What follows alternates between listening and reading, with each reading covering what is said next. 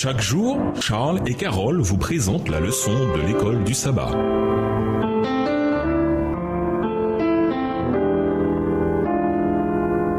Bienvenue dans votre émission Dieu nous parle. Voilà la leçon de dimanche. Ensemble, nous finançons la mission. Jésus nous donne l'ordre de prêcher l'évangile, Marc 16, verset 15, et de faire des disciples en leur enseignant à tout observer, Matthieu 28, verset 19 et 20.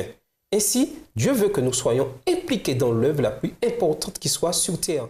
Amener des gens à Jésus, financer cette mission à partir de ressources que Dieu nous confie. Voilà la responsabilité de l'intendant. Participer à cette mission approfondit notre engagement personnel, car nous présentons Christ à d'autres. Chaque disciple, chaque intendant et chaque ouvrier est censé donner toute la dîme pour cette œuvre sacrée. Nous devons prier pour être unis dans la fidélité, pour financer la mission, tout comme une mission réussie fortifie notre unité de foi. Quel est le plan financier approuvé par Dieu pour l'accomplissement de cette mission? Que signifie toute la dîme? Malachie 3, verset 10.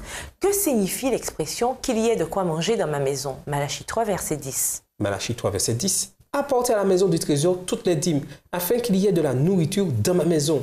Mettez-moi de la sorte à l'épreuve de l'Éternel des armées, et vous verrez si je n'ouvre pas pour vous les écluses des cieux, si je ne répands pas sur vous la bénédiction en abondance. Comme nous l'avons vu, les gens paient la dîme depuis l'époque d'Abraham et de Jacob, Genèse 14 et versets 20, 28 et 22, et probablement avant.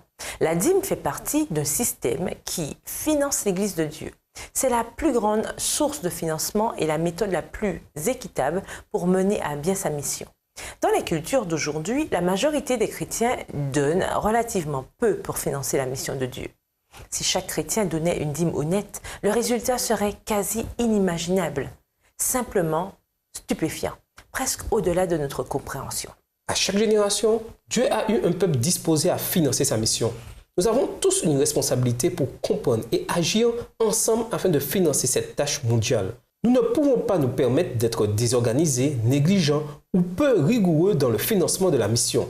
Notre défi est bien plus grand qu'il ne l'était quand le peuple et les Lévites ont dit à Néhémie « Nous n'abandonnerons pas la maison de notre Dieu » Néhémie 10, verset 40.